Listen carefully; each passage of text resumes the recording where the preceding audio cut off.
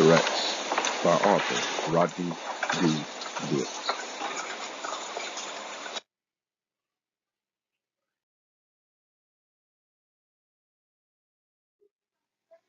There is one constant that reaches across relationships, religion, race, politics, the news, business, world affairs, and medicine.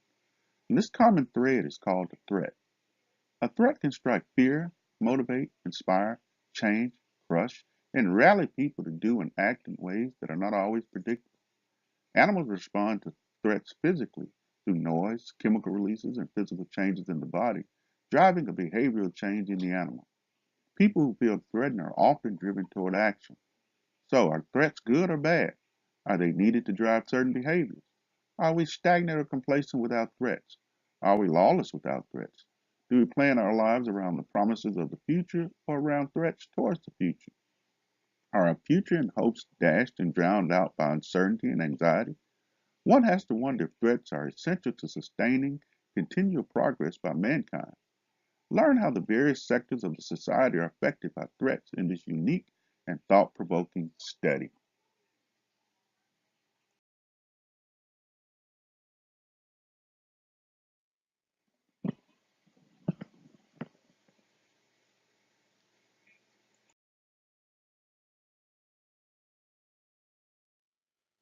Now that is interesting.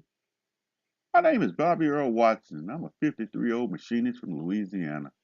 When I think about what is going on in and outside of our great country, it terrifies me. Things and people are not what they used to be. I long for the simpler things of the past which had such great promise for the future. Let's see, where do I want to begin? As a country, we really do not know each other anymore. From the neighborhood to the grocery store, everyone is different and has totally different beliefs.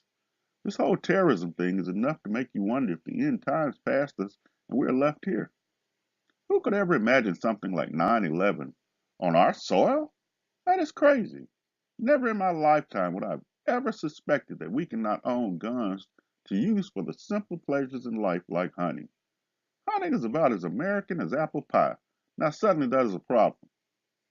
We were a nation built on Christian values, and now it is a problem if you celebrate Christmas in school or in the public square. If you do, then you're charged with breaking the law. Now that is just darn crazy. There was a time when I could trust politicians or any person in government to do the right thing, but their goals has become to strip us of our freedoms and happiness. How can you have a government shutdown where the government works for the people? This is all crazy to me.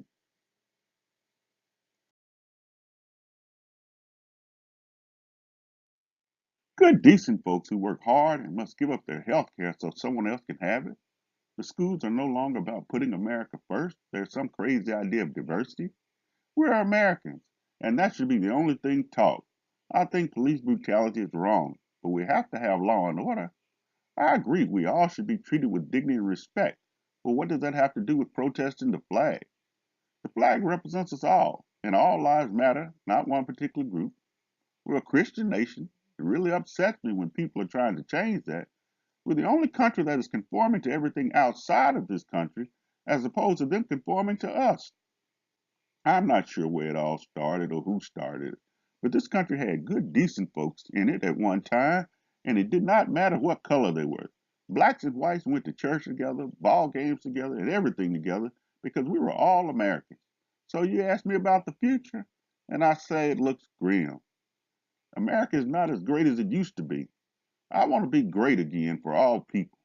A country where we all get along, love our country, and are thankful for what we have. Unfortunately, all of that is threatened right now. My name is Lisa Ann Montgomery, and I'm a 22-year-old paralegal from New York. I truly believe the future can be very bright for me and those who are in my age range. I've been afforded opportunities that my parents did not have, and I'm trying to capitalize on them. However, there seems to be this undercurrent in our country that thrives on division. I've been told that it has been there for a while.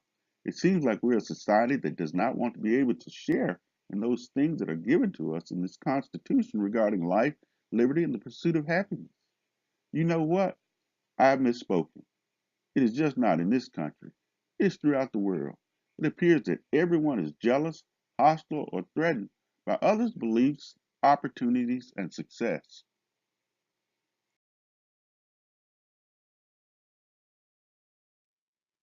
What is there to fear? We're a country that's built upon equal opportunities for all. Let's move past all this heritage and race nonsense. It is the past.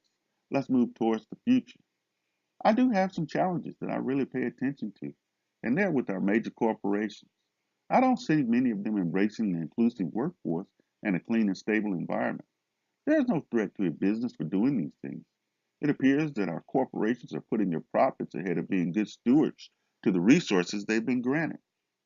We are all to be good stewards of this great land we live in. Our failure to do so can lead to a misuse and destruction of our resources, diseases, and impact on our wildlife, to name a few. The threat of scarcity or extinction doesn't bother me. Can things change? My answer is yes. Unfortunately, the driving factor that would prohibit the change is fear or the threat that someone feels they would be losing something. We all have our own perceptions of how people should look, talk, and think.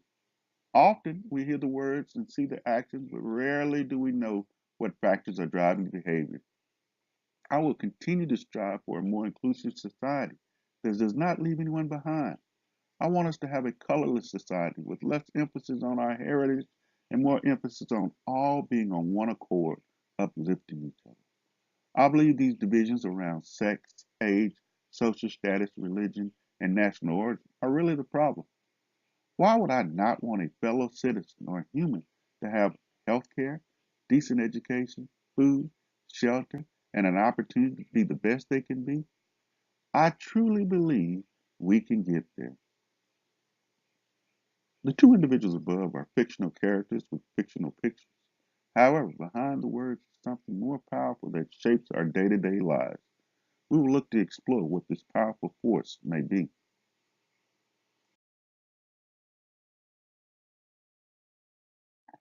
Introduction. One man's threat is another man's promise. Anonymous. Now, at the tender age of 53, I find myself reflecting on life's various lessons that I've been taught, the good, the bad, and the ugly of life. We all hit this period of reflection. Some do it earlier than others, but at some point, we will all do it. Author Bob Buford, in his book Halftime, discussed this period. We marvel at the good times and how fast they went by.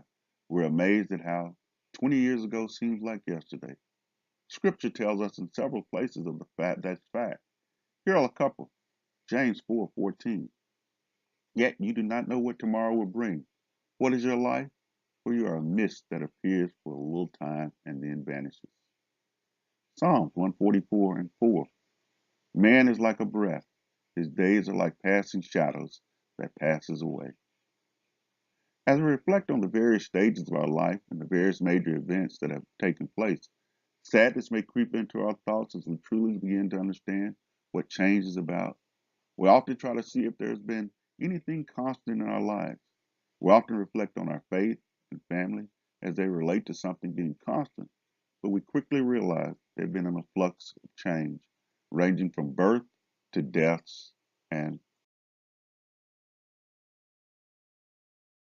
everything in between. Buildings, television shows, food, automobiles, telephones, and clothes are just a few of the many things that have changed in our lifetime. Looking back, you wonder how these things change so fast and in so many ways without truly noticing the speed and frequency. So, our reflection helps us to realize that nothing stays the same, or at least that is what I thought. After careful deliberation on this subject, I begin to realize that there is one constant that has not changed, and it goes across many different areas such as relationships, religion, race, politics, the news, business, world affairs, medicine, etc. The common thread that has not changed is called a threat. Although there have been many different types of threats over the centuries, the premise and purpose of threats have not. The unusual power of a threat is sometimes amazing. It can strike fear, motivate, inspire change, eliminate, create, crush, and rally people to do and act in ways that are not always predicted. Even when we look at threats in the animal world, there are unique characteristics that some animals present when facing threats. From noises to chemical releases to physical changes of the body, this is threat or danger drives behavioral change within the animal. So the question is, are threats a good thing or a bad thing? Are threats needed to drive certain behavior? Are we stagnant or complacent without threats? Are we lawless without threats? Do we plan our lives around the promises of the future or around threats towards the future? Are our future and hopes dashed and drowned out by uncertainty and anxiety? I'm reminded of the 1987 movie Wall Street. The character Gordon Gekko, played by Michael Douglas, while addressing the shareholders, made the statement that greed, for lack of a better word, is good. Greed is right. Greed works. Greed clarifies, cuts through, and captures the essence of evolutionary spirit. Greed in all of its forms, greed for life, greed for money, for love, knowledge, has marked the upward surge of mankind.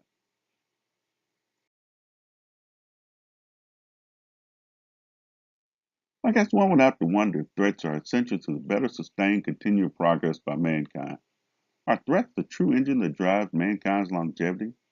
Can we truly function as a society without threats? Is a threat the greatest motivator known to mankind? What goes to your mind when you hear the following phrases?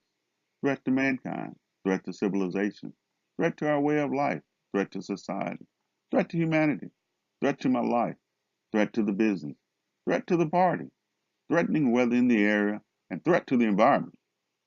Do we hunker down and say to ourselves that this will hopefully pass us by, or do we move towards some type of action? The answer is that we move towards some action. This is illustrated in several laws known as stand your ground that have been passed in many states. A common definition of those laws is as follows: authorizes an individual to protect and defend their own life and limb against threat or perceived threat. Now, in most cases, there's a debate if the threat is real or perceived. In war, we call eliminating the threat before it starts a preemptive strike. Another way of putting it, it is being proactive to eliminate, neutralize, or reduce the possibility of such actions happening. As a country, we find some of our greatest work, inventions, and discoveries were driven by threats. Imagine if certain scientists and organizations had not taken heed to a growing population and potential food shortage.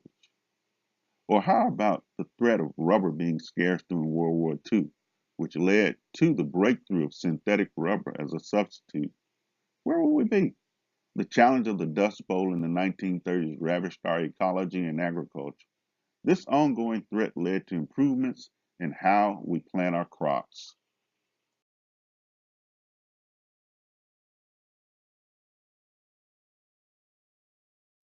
Threats now available online at Amazon, Barnes& and Noble, Outskirt Press, BBV2M LLC, also available at many other online book retailers.